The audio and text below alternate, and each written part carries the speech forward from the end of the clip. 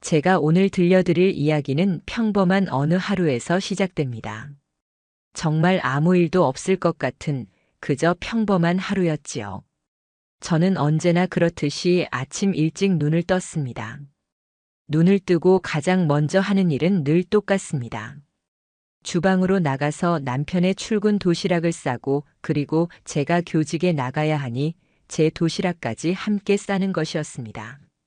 남편은 회사원이고 저는 초등학교에서 아이들을 가르치는 교사였기에 서로의 아침 시간은 항상 바쁘고 정신없었지만 일정한 루틴처럼 흘러갔습니다. 남편은 출근할 때마다 똑같이 말하곤 했습니다. 오늘도 고생 많지.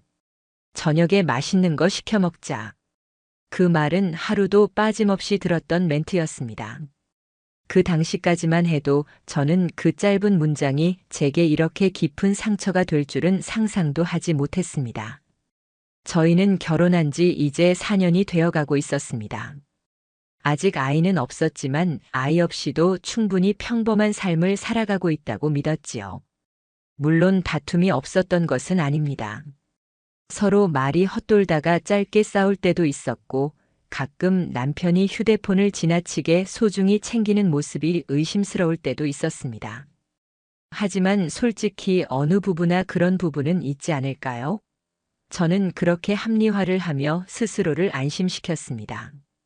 남편은 늘 깔끔하고 조용한 성격이었습니다.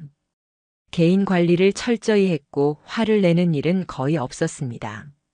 저는 감정을 툭툭 내뱉는 편이라 다투게 되면 늘 제가 손해보는 것 같았는데 남편의 차분한 태도 앞에서는 저도 결국 감정이 무장 해제되는 기분이 들더군요. 그렇게 전 남편을 믿었습니다. 적어도 제 남편만큼은 나를 실망시키지 않을 거라고 말이죠. 그런데 모든 충격은 사소한 계기에서 시작되었습니다. 그날 아침 저는 언제나처럼 남편의 셔츠를 세탁기에 넣기 전에 주머니를 확인했습니다. 늘 하던 습관 같은 점검이었지요. 그런데 그 안에서 명함 하나가 툭 떨어졌습니다. 낯익은 회사 명함, 깨끗한 흰 종이. 그런데 거기에는 분홍빛 잉크로 글씨가 쓰여 있었습니다. 기다릴게요. 다음엔 우리만의 시간. 그 순간 제 등골을 차갑게 훑고 지나가는 소름을 느꼈습니다. 왜냐하면 그 글씨체가 너무도 익숙했기 때문입니다. 한눈에 알아볼 수 있진 않았지만 분명히 제가 어디선가 많이 본 글씨였습니다. 설마 순간 머리가 멍해졌습니다. 혹시나 하는 의심은 있었지만 지금 제 앞에 놓인 건 분명히 현실이었습니다. 저는 그때까지도 최소한 제 남편만큼은 아니길 바랐습니다. 드라마에서나 나올 법한 불륜이라는 일, 그게 현실에서 제 남편과 엮일이라고는 한 번도 생각해 본 적이 없었기 때문이지요. 그래서 저는 그날 남편에게 아무 말도 하지 못했습니다. 그 종이를 서랍 깊숙이 넣고 혼자 머리를 싸준 채 하루를 넘겼습니다. 하지만 그날 이후 남편의 태도 하나하나가 달라 보이기 시작했습니다. 남편은 이상하게 늦는 날이 늘어났습니다. 예전에는 퇴근하면 바로 집으로 들어왔는데 이제는 업무 때문에 늦는다며 연거푸 늦는 것입니다. 핸드폰도 문제였습니다. 전에는 거실 소파에 아무렇게나 던져놓고 샤워하러 가던 사람이었는데 이젠 휴대폰을 손에 붙인 듯이 들고 다녔습니다. 심지어 샤워실에도 들고 들어갔습니다. 뭐가 변한 걸까? 내가 예민한 걸까? 저는 자신을 수십 번 의심했습니다. 믿고 싶었지만 믿을 수 없는 시간은 계속 이어졌습니다. 결정적인 사건은 약 한 달 전쯤에 찾아왔습니다. 남편은 친구들과 회식이 있다며 집에 들어오지 않겠다고 했습니다. 저는 그날 학교에서 교직원 연수를 마치고 평소보다 일찍 귀가했습니다. 혼자 간단히 저녁을 먹던 중 집 현관 비밀번호를 누르는 소리가 들렸습니다. 순간 가슴이 철렁 내려앉았습니다. 분명 외박이라고 했는데 왜 현관문에서 소리가? 불은 켜져 있던 상태였지만 저는 재빨리 거실 등을 껐습니다. 본능적인 방어였지요. 남편이 문을 여는 소리를 들었고 저는 벽 뒤에 숨어 조심스럽게 귀를 기울였습니다. 그런데 그 순간 분명히 남편의 낮은 목소리와 함께 낯선 여자의 웃음소리가 들려왔습니다. 그 순간 제 온몸이 얼어붙었습니다. 이 집은 저와 남편의 집, 저만큼은 안전하다고 믿었던 공간이었습니다. 그런데 그 집 안에 제 남편이 다른 여자를 데리고 들어온 것입니다. 저는 분노보다 충격이 먼저 치고 올라왔습니다. 눈앞은 하얘지고 머릿속은 공허하게 멍해졌습니다. 혼자 주저앉아 울 수밖에 없었습니다. 방 안에서는 두 사람이 와인을 열고 웃는 소리가 들리고 셀카를 찍는 듯한 소리까지 겹쳐 들렸습니다. 저는 그 모든 것을 분명히 제 집 안에서 제 귀로 들었습니다. 그리고 순간 제 뇌리를 스치고 지나간 기억 하나. 몇 주 전부터 친정 엄마 댁에 자주 들렀을 때 제 친동생이 자주 외출하곤 했습니다. 친구 만나러 간다면서 늦게 들어오던 동생. 그때는 전혀 의심하지 않았습니다. 설마 내 동생이겠어? 그런 생각조차 할 수 없었습니다. 하지만 그날 제가 들은 그 익숙한 여자 목소리와 웃음소리는 분명히 제 친동생이었습니다. 제 심장은 그대로 멈춘 듯 뛰지 않았습니다. 벽 뒤에 숨어 있으면서 저는 알아버렸습니다. 남편과 웃음소리를 나누는 여자가 바로 저의 동생이었다는 사실을요. 그 순간 저는 세상이 무너지는 소리를 들은 것 같았습니다. 친동생과 남편. 제 인생에서 무엇보다 소중했던 두 사람이 제 삶을 처참히 짓밟고 있었습니다. 그러나 저는 그 일에 바로 맞서지 못했습니다. 몸이 굳어버려 움직이지 않았습니다. 저는 그저 바닥에 무너져 내려 숨죽이며 울었습니다. 이후로 제 세계는 송두리째 바뀌었습니다. 저는 모든 것을 의심하게 되었습니다. 남편과 동생이 함께 사라진 시간, 그들이 나눈 대화, 눈빛 하나까지. 그 모든 것이 하나하나 낯설게 다가왔습니다. 겉으론 아무 일 없다는 듯 살았습니다. 학교에서도 집에서도 심지어 엄마 앞에서도요. 그러나 속은 썩어 무너지고 있었습니다. 밥을 먹을 수 없고 밤에는 잠이 오지 않았습니다. 마치 머릿속에서 늘 불길한 소리가 울려 퍼지는 것만 같았습니다. 하지만 저는 스스로 다짐했습니다. 확실한 증거가 있기 전에는 절대 움직이지 말자. 그래서 저는 증거를 모으기 시작했습니다. 남편의 휴대폰에 위치 추적 애플리케이션을 설치했고 그가 쓰는 노트북을 몰래 열어 기록을 살폈습니다. 동생의 SNS도 낱낱이 확인했습니다. 카드 내역과 호텔, 모텔 예약 기록까지 빠짐없이 살펴보았습니다. 손이 떨렸습니다.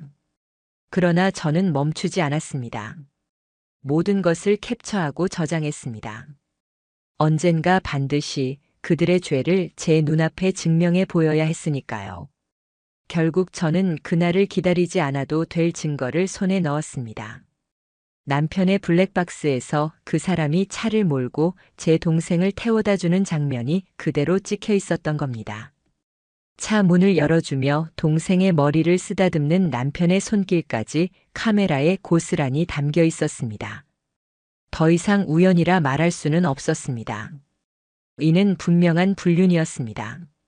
그것도 제 삶에서 가장 믿었던 두 사람, 제 남편과 친동생 간의 불륜이었습니다.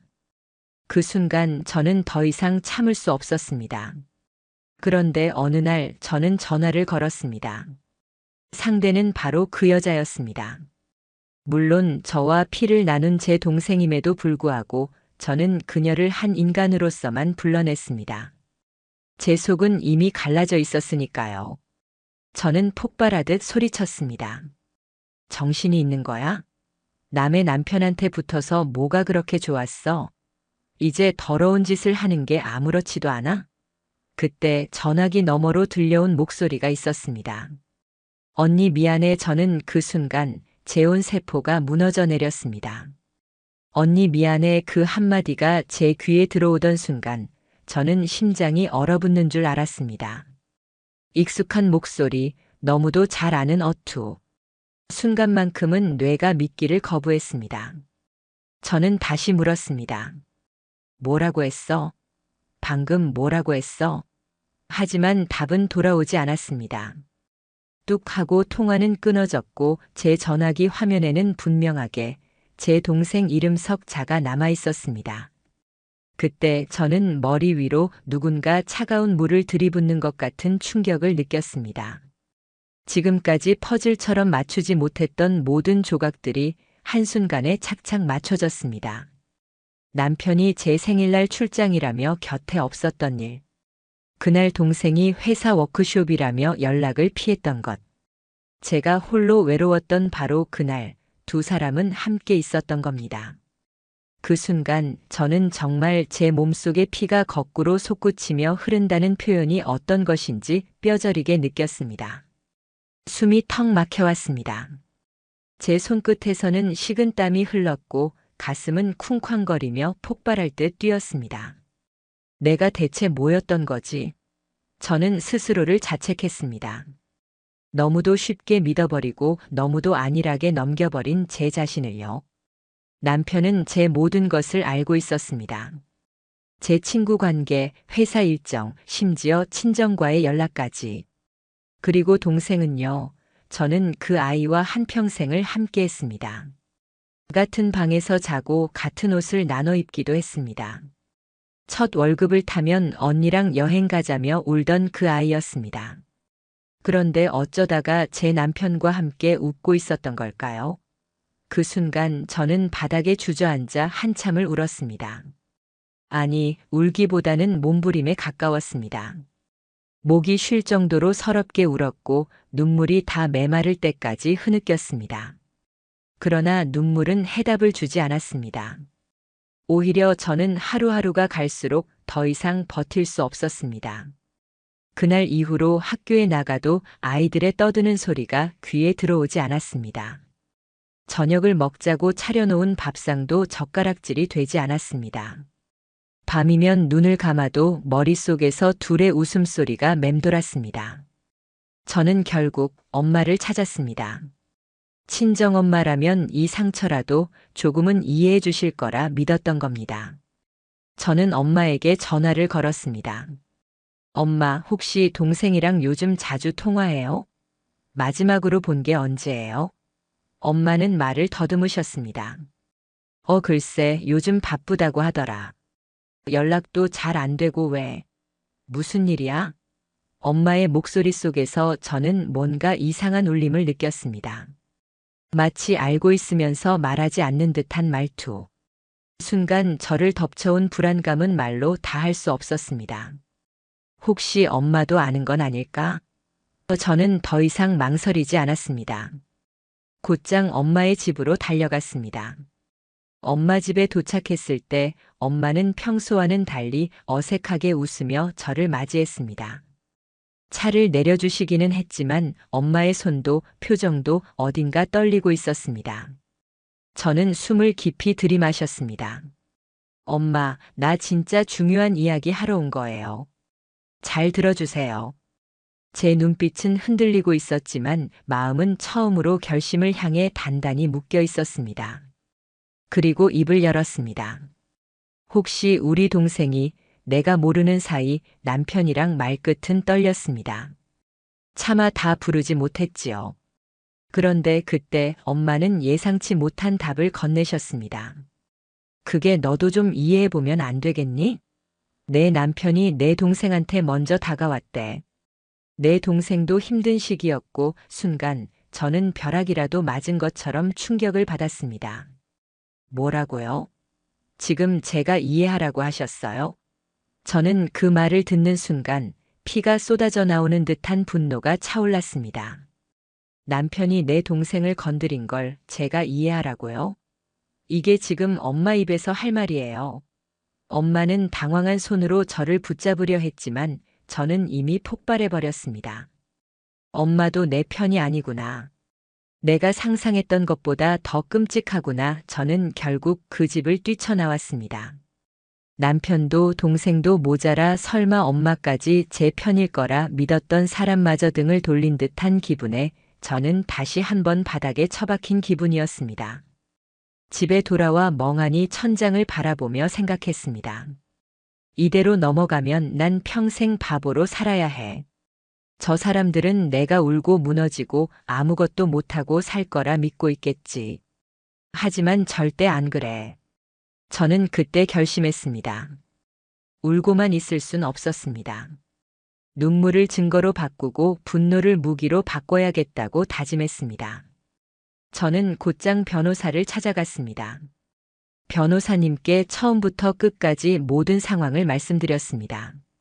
손이 떨려 제대로 이야기할 수도 없었지만 변호사님은 끝까지 제 말을 들어주셨습니다.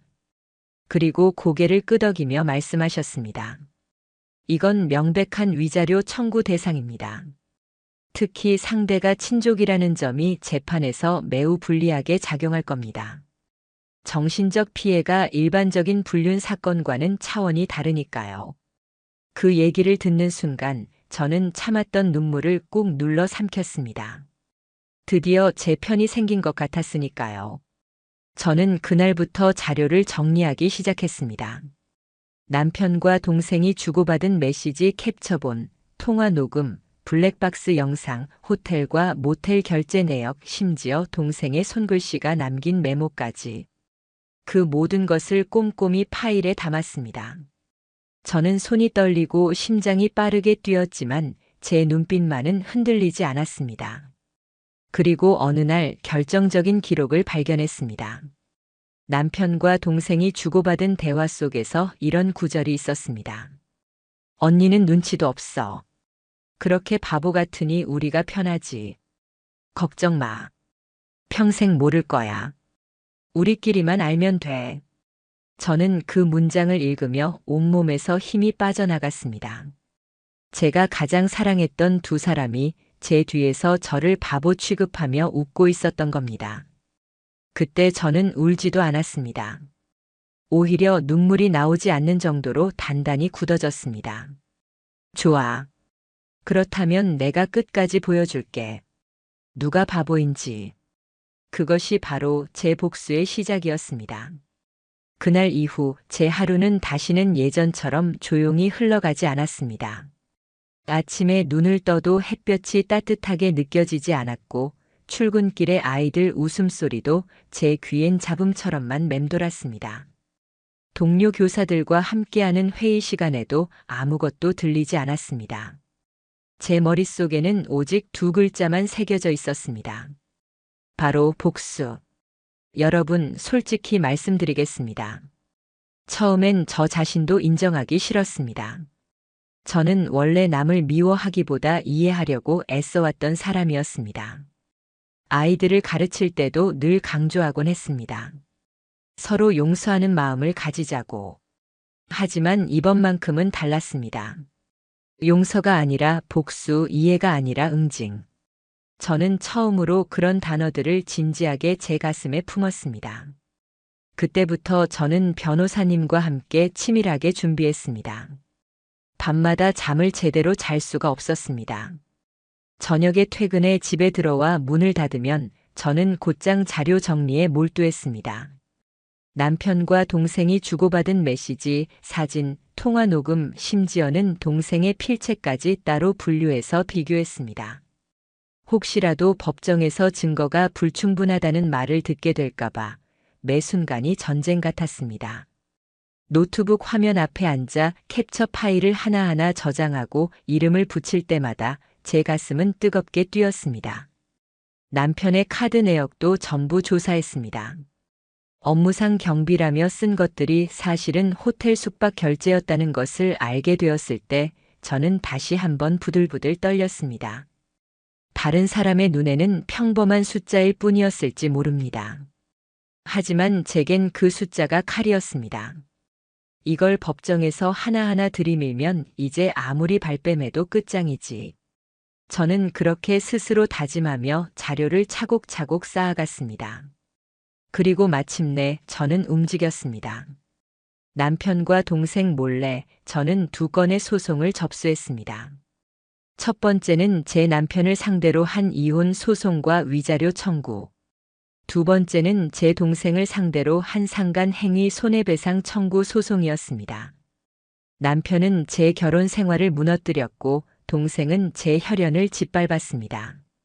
저는 그 누구도 예외로 남겨두지 않기로 했습니다. 며칠 후 남편이 퇴근하고 집에 들어왔습니다. 그날도 평소처럼 현관문을 열고 들어왔지요. 저는 놀랍게도 평소와 똑같이 저녁 식탁을 차려놓았습니다. 사실 그날은 제가 남편에게 마지막으로 평온한 저녁을 내어주는 날이었습니다. 저는 일부러 평소처럼 웃으며 맞이했고 남편 앞에 따뜻한 밥과 반찬을 놓았습니다. 심지어 남편이 좋아하는 반찬까지 정성껏 준비했습니다. 남편은 잠시 제 얼굴을 살피다 이렇게 물었습니다. 요즘 무슨 일 있어? 왜 이렇게 조용해? 저는 속으로 피식 웃음이 났습니다. 어떻게 그렇게 태연하게 아무렇지도 않게 물을 수 있을까요? 모든 걸 스스로 무너뜨려 놓고 그 얼굴과 목소리로 물어보는 게 말이 된다고 생각한 걸까요? 저는 표정을 최대한 숨기며 대답했습니다. 그냥 요즘 회사 일이 많아서 그래요. 그리고는 남편 앞에 밥그릇을 놓으며 말했습니다. 천천히 드세요. 다 당신 좋아하는 걸로 했으니까요. 그때 제 마음속에서는 비밀스럽게 웃음이 터져나오고 있었습니다. 왜냐고요? 그날은 바로 제가 남편을 상대로 보낸 내용 증명 발송 바로 다음 날이었으니까요. 이미 송달 절차는 시작되었고 조만간 남편의 회사로 소송장이 배달될 예정이었습니다. 동생 역시 곧 엄마 집으로 똑같은 서류를 받게 될 것이고요. 며칠 후 꿈에 그리던 순간이 찾아왔습니다. 남편이 퇴근하고 돌아왔는데 얼굴이 사색이 되어 있었습니다. 손에는 노란색 봉투가 구겨지듯 들려 있었고 눈빛은 불안에 휩싸여 있었습니다. 저는 일부러 태연하게 물었습니다. 무슨 일 있었어요? 얼굴이 왜 그래요? 남편은 한동안 아무 말도 못하다가 겨우 입을 열었습니다. 나한테 내용 증명이 왔어. 그거 당신이 보낸 거지? 저는 조용히 고개를 끄덕였습니다. 네, 맞아요. 제가 보낸 겁니다. 왜요? 할 말이라도 있어요? 남편은 그제서야 두 손으로 얼굴을 감싸 쥐더니 주저앉아 버렸습니다. 그렇게까지 할 일은 아니잖아. 이건 좀 너무하잖아. 그 말을 듣는 순간 저는 눈앞이 캄캄해질 정도로 화가 솟구쳤습니다. 너무하다고요? 지금 그 말이 당신 입에서 나옵니까? 당신은 제 인생을 망쳐놓고 제 동생까지 건드려 놓고 지금도 너무하다는 말이 나와요? 제 목소리는 차갑게 떨렸습니다. 저는 준비해둔 자료들을 하나씩 꺼내 책상 위에 올려놓았습니다. 호텔 예약 문자, 모텔 영수증, 둘이 주고받은 메시지 캡처본, 블랙박스 영상. 그리고 마지막으로 분홍 펜으로 적힌 동생의 손글씨 메모까지. 여기 다 당신들이 만든 증거예요. 이제 말이 아니라 법으로 책임져야죠. 남편의 얼굴은 순간 하얗게 질렸습니다. 어쩌면 그제서야 자신이 무슨 짓을 저질렀는지 실감했을지도 모릅니다. 저는 마지막 경고를 내렸습니다. 짐 싸세요. 오늘 이후로 이 집에 발 못 붙일 겁니다. 한편 동생 쪽도 비슷한 시점이었습니다. 엄마 집으로 내용 증명이 전달되자 엄마에게서 곧장 전화가 왔습니다. 도대체 뭐 하는 짓이니? 가족끼리 어떻게 이럴 수 있어? 저는 단호하게 대답했습니다. 가족이라면 더 지켰어야 하는 선이 있죠. 그런데 그 선을 넘은 게 누군데요? 엄마, 저는 더 이상 가족이라 생각하지 않아요. 그날 밤 동생에게서 직접 전화가 걸려왔습니다. 처음엔 받지 않으려 했습니다. 하지만 일부러 받았습니다. 동생은 울면서 말했습니다. 언니, 진짜 미안해. 나도 처음엔 이럴 생각 아니었어. 그냥 잠깐 흔들렸던 건데 그 순간 제 안에 있는 분노가 다시 폭발했습니다. 흔들렸다고? 흔들려서 제 남편 침대로 들어간 거야? 흔들렸다는 게 사람 무너뜨린 배신의 핑계가 될 수 있어? 동생은 말문이 막힌 듯 울기만 했습니다. 저는 더 이상 듣지 않았습니다. 여러분, 이쯤에서 아실 겁니다. 제게 남은 선택지는 단 하나였습니다. 남편도 동생도 둘 다 제 삶에서 깨끗이 도려내야만 했습니다. 그 길은 결코 쉽지 않았습니다. 하지만 저는 더 이상 주저하지 않았습니다. 저는 바보가 아니었으니까요. 재판은 생각보다 빠르게 흘러갔습니다. 소송이 접수되고 몇 주가 지났을 무렵 법원에서 조정기일 통보가 날아왔습니다. 처음 재판을 정식으로 다루기 전에 서로 합의할 수 있는지 알아보는 절차였습니다. 저는 긴장하면서도 마음은 굳건했습니다. 반대로 남편은 초췌한 얼굴로 법원에 나타났습니다. 제가 몇 년간 봐온 단정한 모습이 아니라 다크서클이 내려앉고 넥타이도 삐뚤어진 모습이었습니다. 그 모습을 보면서 저는 잠시 흔들릴 뻔했습니다. 저렇게까지 된 사람이 내 남편이었나, 정말 이렇게 끝내야 하나. 하지만 곧 정신을 바짝 차렸습니다. 그 얼굴을 만든 건 다름 아닌 저도 법도 아닌 그 사람 스스로라는 사실을 잊지 않았습니다. 조정 자리에서 남편은 이렇게 말했습니다. 정말 미안해. 내가 그때 미쳤었어. 한 번만 봐주면 안 될까? 다시 시작하고 싶어. 저는 단호히 대답했습니다. 그 말 본인 변호사한테 하세요. 법정에서는 감정이 아니라 증거로 얘기해야 하니까요. 제 목소리는 단단했고 눈물 한 방울 나오지 않았습니다. 결국 조정은 아무 성과 없이 깨졌습니다. 재판은 정식으로 시작되었고 저는 준비한 모든 증거를 제출했습니다. 남편 측은 억지를 부리기 시작했습니다. 한때의 실수였다. 지속적인 관계가 아니라 순간적인 잘못이었다. 하지만 저는 단호했습니다. 실수라면 한두 번이지 6개월 넘게 같은 상대와 호텔을 드나든 게 어떻게 실수입니까? 판사를 향해 그렇게 답변할 때 제 목소리에는 울분이 아니라 차가운 이성이 깃들어 있었습니다.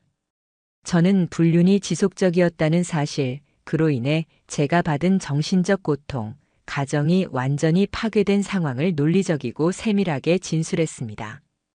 저와 제 변호사는 증거 하나하나의 날짜와 장소, 금액, 시간까지 명확히 기록해 제출했습니다. 남편은 점점 무너졌습니다. 저를 똑바로 쳐다보지도 못했습니다. 눈빛은 바닥만 향했고 목소리도 점점 줄어들었습니다. 그리고 결국 그는 엉뚱한 제안을 했습니다. 우리 그냥 다시 시작하면 안 될까? 내가 정말 잘못했어. 그 애는 그냥 실수였어. 난 당신이랑 살고 싶어. 그 말에 저는 웃음이 나올 뻔했습니다. 아직도 저에게 기대할 게 있다고 생각했을까요? 저는 차갑게 말했습니다.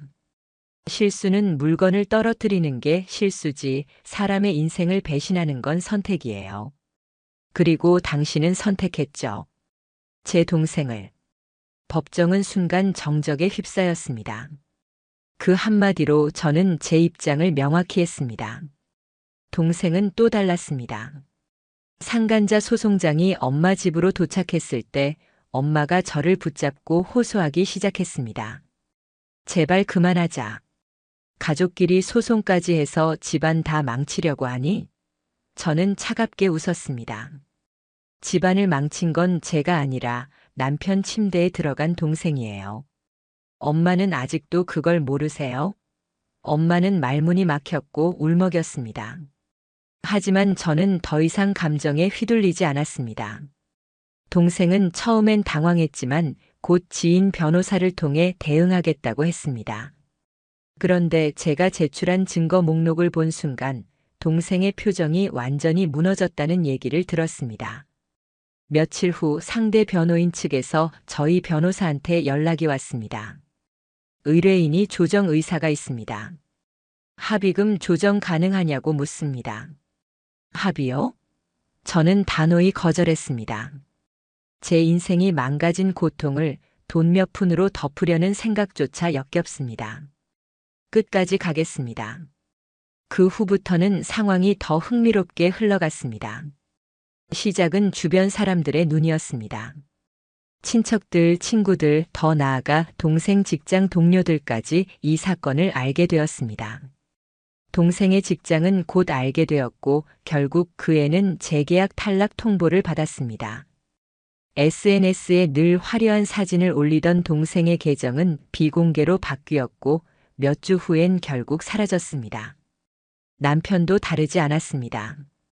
회사에까지 소송 소식이 알려지자 승승장구하던 커리어가 흔들리기 시작했습니다.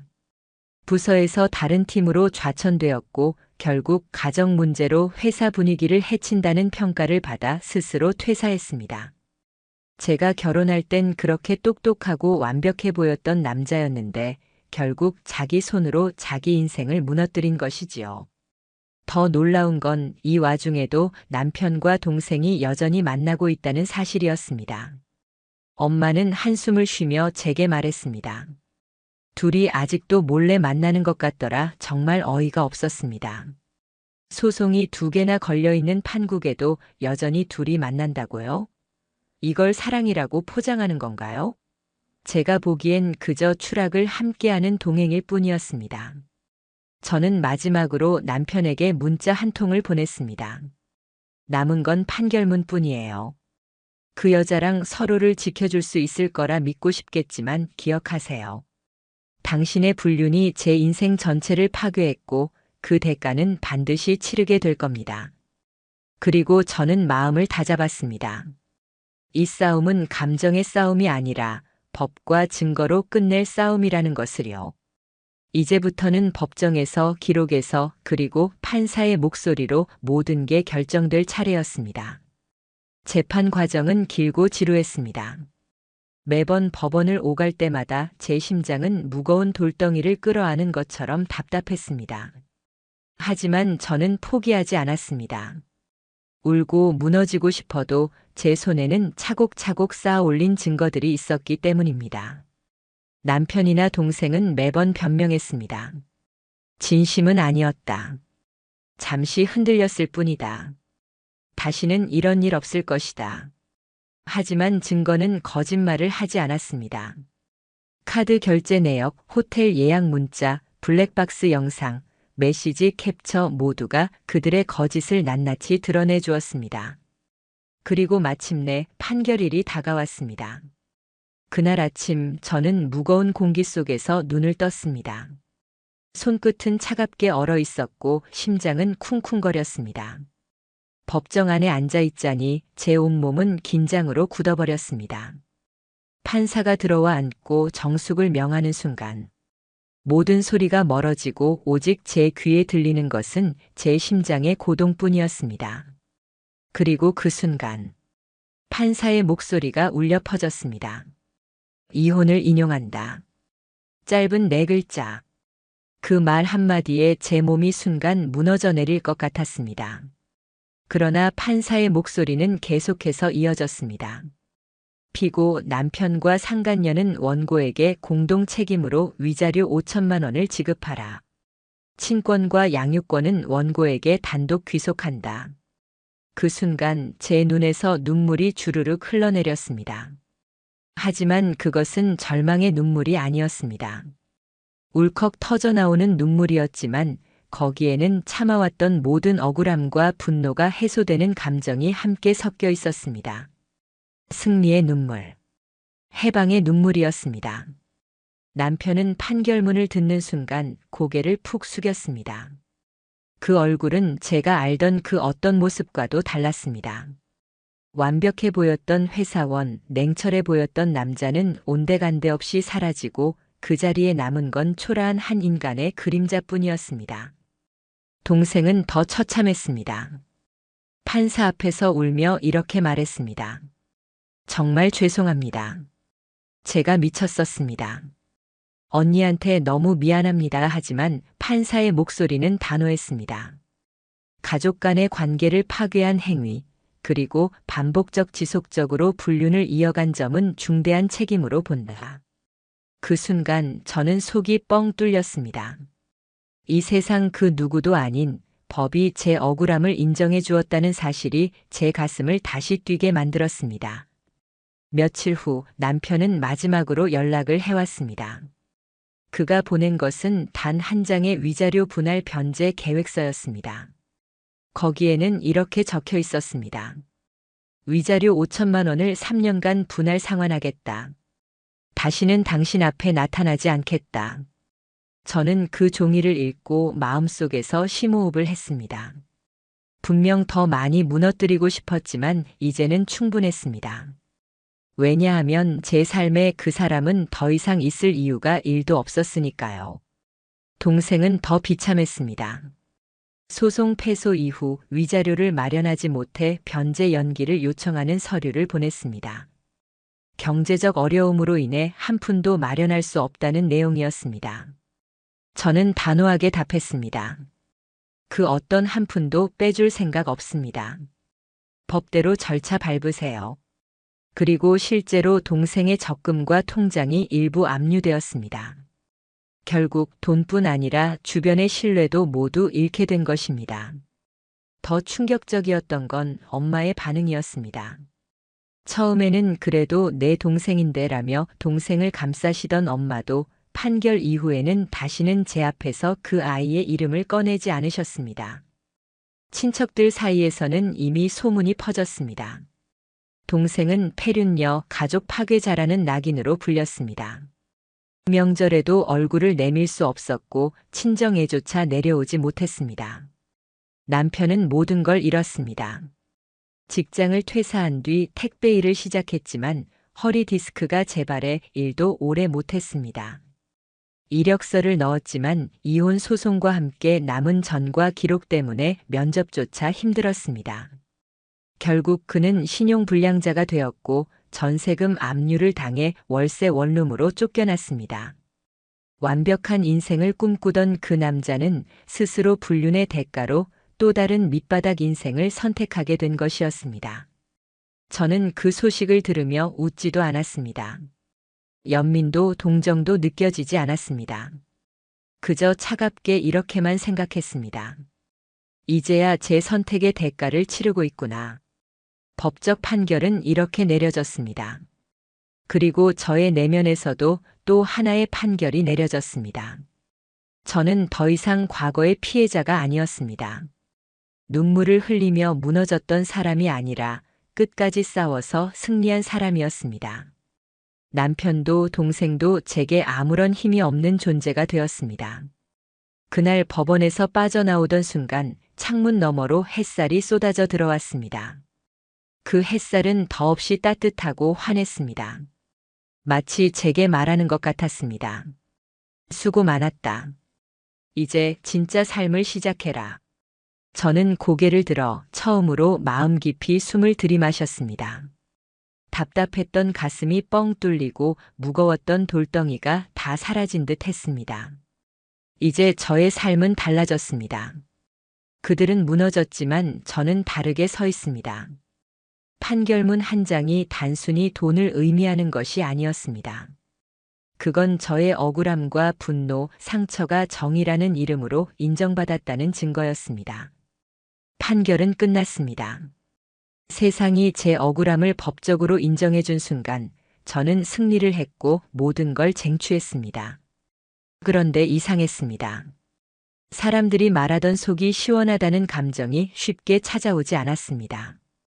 법원 문을 나왔던 그날 햇살은 따뜻했고 바람은 부드러웠는데 제 마음속에는 오히려 차갑고 텅 빈 공허만이 몰려왔습니다. 사람들은 말했습니다.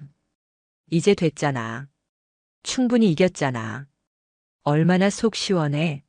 하지만 저는 그 말에 고개가 저절로 저어졌습니다. 정말 시원해야 할 것 같은데 제 안은 잿더미 속 같은 공허함 뿐이었습니다. 마치 온 집이 불타고 난 뒤에 홀로 남겨진 기분이었습니다.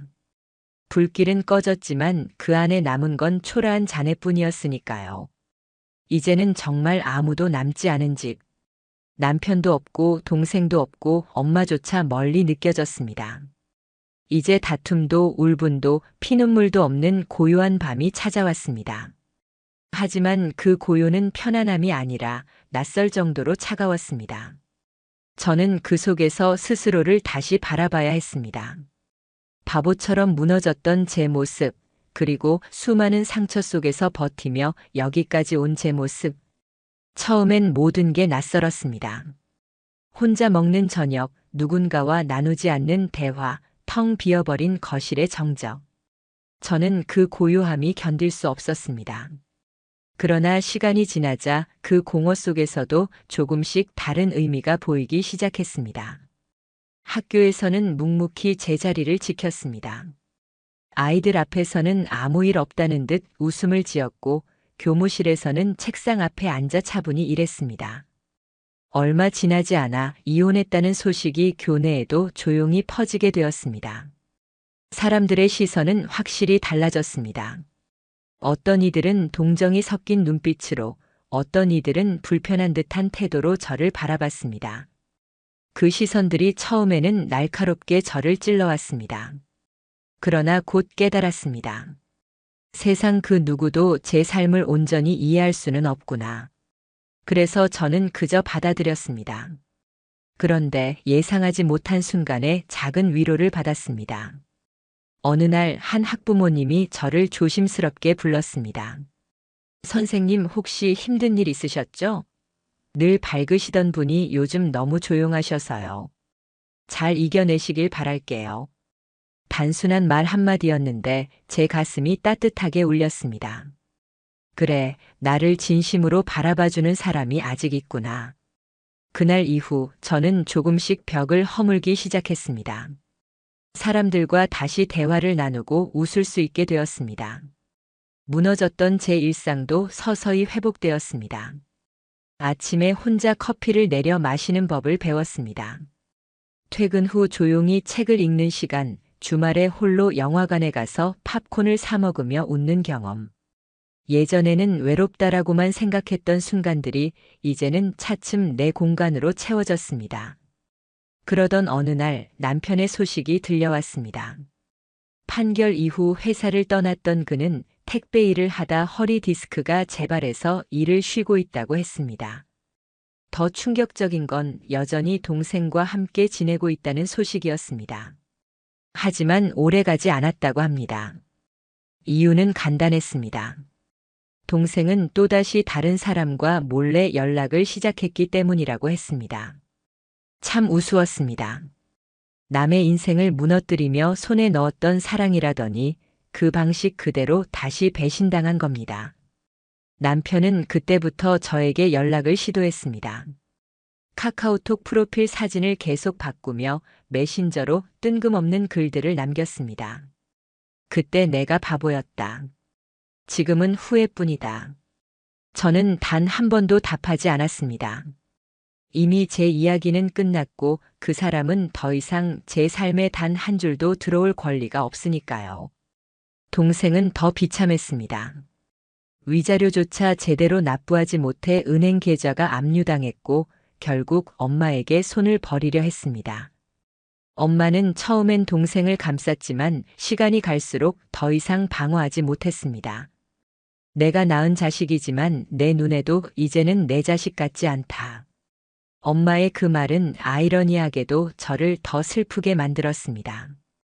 왜냐하면 저는 결국 가족이라고 믿었던 모든 사람을 잃은 것이었으니까요.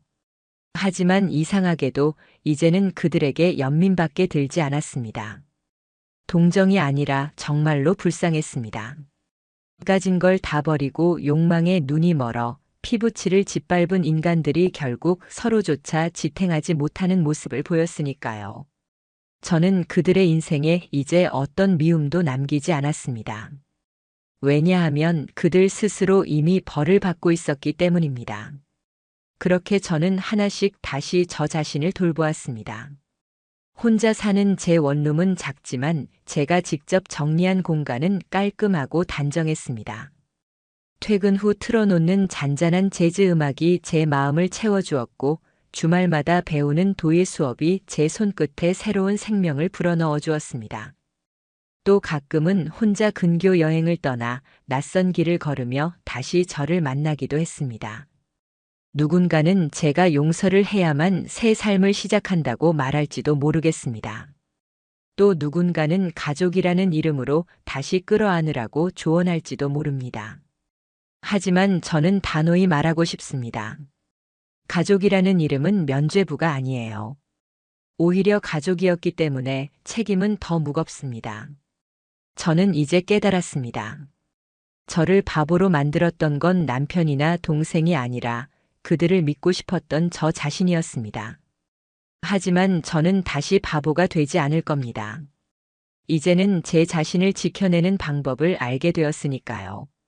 그제야 저는 처음으로 거울 앞에 서서 미소를 지을 수 있었습니다. 피해자가 아니라 살아남은 사람이라는 자부심. 상처받은 여자가 아니라 다시 시작하는 여인이라는 자신감.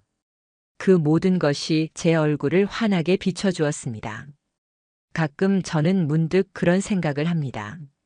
만약 그날 남편의 셔츠 주머니에서 그 메모지를 발견하지 않았다면 어떻게 되었을까요? 만약 전화기 너머에서 들려온 익숙한 동생의 목소리를 듣지 못했다면요? 아마 저는 여전히 웃고 있었겠지요. 저녁 식탁에 밥을 차려놓고 남편 얼굴을 바라보면서 우리 결혼 생활은 평범하다고 스스로 위로하고 있었을 겁니다. 하지만 진실은 달랐을 겁니다. 저만 빼고 저를 제외한 모든 사람은 진실을 알고 있겠죠. 그럼 전 다른 사람들 눈에는 뭐로 보였을까요? 그저 불쌍한 바보. 스스로 행복하다 믿고 있으면서 뒤에서 배신당하고 있다는 걸 모르는 어리석은 사람. 그 생각만 해도 가슴이 무너집니다. 하지만 지금은 분명히 압니다. 그들이 망가뜨린 건 제 인생이 아니었습니다. 저를 속이고 무너뜨린 듯 보였던 남편과 동생은 결국 스스로의 인생을 부숴버린 것뿐이었습니다. 한때 잘 나가던 회사원으로 누구보다 우월해 보였던 남편. 지금 그는 우유 배달 아르바이트를 전전하고 있다고 들었습니다. 택배 일을 하다 허리를 다쳐 그만두었고 다른 직장에 이력서를 넣어도 이혼과 전과 기록 때문에 면접조차 힘들다고 합니다. 결국 신용불량자가 되었고 압류가 걸려 전세금마저 잃은 뒤 월세 원룸에서 지낸다고 하더군요. 그토록 완벽해 보이던 남자는 결국 욕망에 눈이 멀어 인생 전체를 스스로 날려버렸습니다. 동생의 삶은 더 처참합니다. 직장을 잃었고 재취업에도 실패했습니다. 불륜 사실이 드러난 뒤 친구들조차 하나둘 연락을 끊었습니다. 같이 있던 동료들은 사람 잘못 봤다, 소름 끼친다는 말과 함께 등을 돌렸다고 합니다. 그 아이는 결국 모든 인간관계에서 고립되었습니다. SNS 계정도 사라졌고 연락처도 바꿨습니다. 마치 지하로 숨어든 듯 완전히 세상에서 모습을 감췄습니다. 어느 날 엄마에게서 전화가 왔습니다. 엄마의 목소리는 떨리고 있었습니다. 너희 동생 병원 다니더라. 정신과 우울증 진단받았다고 하더라. 그 말을 듣고도 저는 아무 말도 하지 않았습니다. 동정도 연민도 없었습니다. 그저 담담하게 자업자득이지라는 한마디가 떠올랐을 뿐입니다. 반면 저의 삶은 달라지고 있었습니다. 저는 혼자의 시간을 누릴 줄 아는 사람이 되었습니다. 누가 곁에 없어도 저 스스로를 사랑하고 쓰다듬고 위로할 수 있는 법을 배우게 되었습니다. 비록 작은 원룸이지만 제가 직접 정리한 공간은 언제나 따뜻했습니다. 퇴근 후 잔잔히 흘려보내는 재즈 음악, 주말마다 손끝을 놀리며 만드는 도예 작품, 가끔은 혼자 떠나는 근교 여행. 그 모든 순간들이 저를 다시 일으켜 세워주었습니다. 물론 사람들은 여전히 묻습니다. 그래도 가족이잖아. 다시 화해할 수는 없는 거야? 저는 조용히 웃으며 고개를 젓습니다. 그리고 이렇게 말합니다. 가족이라는 이름은 면죄부가 아니에요. 오히려 가족이었기에 더 무겁게 책임져야 하는 겁니다. 저는 이 영상을 보시는 여러분께 꼭 말씀드리고 싶습니다. 자신을 바보로 만들지 마세요. 누군가가 당신을 조용히 파괴하고 있다면 그건 참고 견뎌야 할 일이 절대 아닙니다. 그것은 반드시 맞서 싸워야 하는 일입니다. 그리고 꼭 기억하세요. 불륜이 만들어낸 사랑은 결코 오래가지 못합니다. 그건 사랑이 아니라 욕망의 불꽃일 뿐입니다. 그리고 그 불꽃은 반드시 자신들을 태워 결국 재가 되어 무너질 수밖에 없습니다. 저는 이제 더 이상 피해자가 아닙니다. 저는 다시 일어난 사람이고 제 인생을 스스로 지켜낸 사람입니다. 제 인생은 이제 진짜 시작입니다. 저는 바보가 아니고 더 이상 속지도 않으며 오직 제 자신을 위해 살아갈 겁니다. 마지막으로 여러분께 묻고 싶습니다. 만약 여러분이 제 입장이었다면 남편과 동생의 배신을 용서할 수 있으셨을까요? 아니면 저처럼 끝까지 싸우고 정의를 세우셨을까요? 그 답은 각자의 마음에 달려 있습니다. 하지만 저는 제 답에 확신합니다. 저는 끝까지 싸웠고 마침내 이겨냈습니다. 그리고 그 사실만으로도 저는 다시 살아갈 이유를 발견했습니다.